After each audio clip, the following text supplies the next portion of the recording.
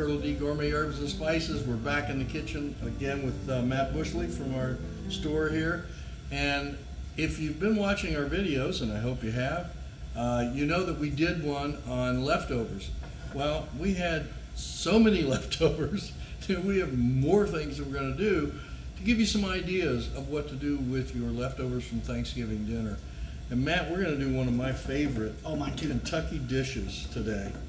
You're going to show us how to put together a hot brown just using your leftovers. And the thing that's great about doing hot browns around Thanksgiving is that 2/3 of the work is already done. The idea of making a hot brown with deli turkey is wrong.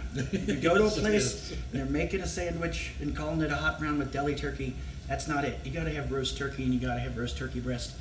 And if you're lucky, you've got a little bit of dark meat too that you can kind of tuck in there and make it that much better. That'd be lovely. Well, what's in our mise en place? We're going to do a Mornay, which is the classic cheese sauce that goes over top, which is essentially a cream sauce or a bechamel. Because it's the holidays, we're going to do ours with heavy cream instead of just milk. Reason that I like to show people with heavy cream is because it's fattening and terrible for you. But also, heavy cream, you have much less of a chance the sauce is going to break on you. So heavy cream really just kind of works good. Yeah, and it really does make a really nice silky cream sauce.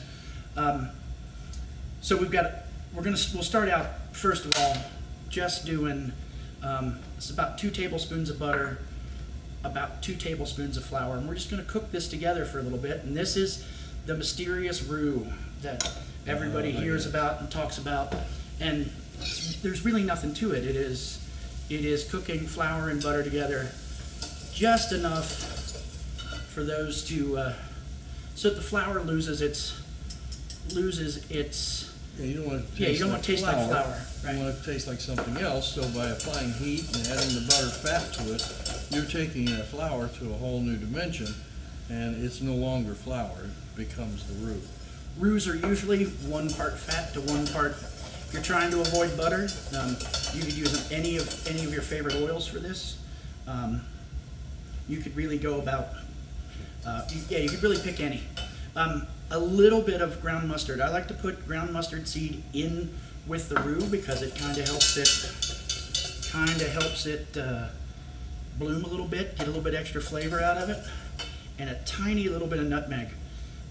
Normally we'd be grinding this from a whole nutmeg itself, but shooting today, I forgot to bring a nutmeg grater with me. And then we are just going to put in some heavy cream.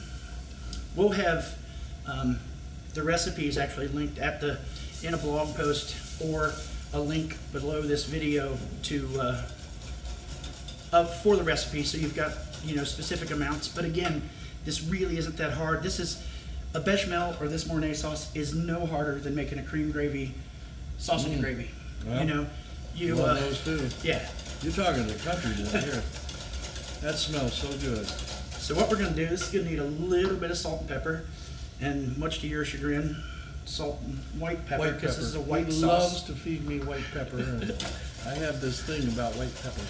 Supposedly I don't like it, but I like it when he uses it. You want to be a little conservative on the salt, because the Parmesan and the Gruyere that you're going to put in this, or Parmesan and Swiss cheese, you could make this with cheddar cheese. You could really put any decent melting cheese into this sauce and come up with a Mornay that's going to work to make this dish. Once this kind of comes to a boil, And we're close. yeah, this should come up pretty quick. We're going to start adding cheese to it. There is a point where the cheese will break, so you can't add too much cheese. This is a full cup, this is 16 ounces of heavy cream. To that, I would say probably no more than about a cup, maybe a cup and a third of cheese. So we're gonna.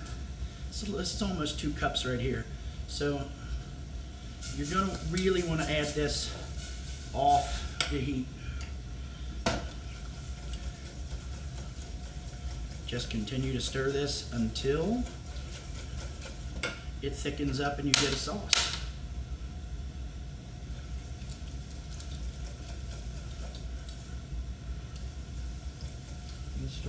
yummy. Yeah, absolutely. We'll get this sauce to finish up, and we'll be back and show you how to assemble this sandwich. All right, so this is that sauce. This is Gosh, that exactly looks what we're going for. Probably want to test that for seasoning. And it's right where it needs to be. Mustard powder and the nutmeg really brings something to it that is unlike. Without them, it's just not as good a thing. I need to grab a plate. You know, Matt, while you're doing that, a little sidebar. You know our barbecue sauce that we make called Granddaddy Elby? Mm-hmm. Well, Oh. Granddaddy Elby actually worked at the Brown Hotel. Oh, okay. And Actually, you've told me this. they had a cook there named Brownie. And he was a young black gentleman, and Brownie would always make sure that he ate before he left. And he would take whatever scraps were left over from that day's cooking, and they really think that that's probably how this whole hot brown came into No? being. Well, that makes sense. Brownie putting together the bits that were leftovers. That's what we're talking about here. I'm going to slide this burner your way so All right, that we sir. can assemble right here on this plate, ready to go into the broiler.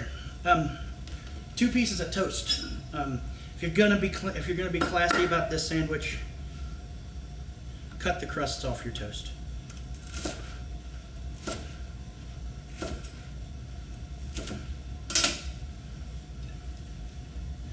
Toast all that fabulous turkey that everybody's got left over. If you're like me, there is always bacon left over from either the brunch that I did for Thanksgiving or the brunch that I did for after Thanksgiving. So, toast, Toast, turkey, tomato, toast, turkey, tomato, and this, bacon, the bacon on top. and bechamel. Ooh, lordy, that looks good. Mornay is what we're. Mornay. This real quick under the broiler. We'll show you what it looks like. Broil it till it almost looks like it's too dark. And that's what makes it delicious. So that's another really simple thing to do, and probably my favorite thing to do with Thanksgiving leftovers. I love it. Let's get that thing under the broiler. Absolutely.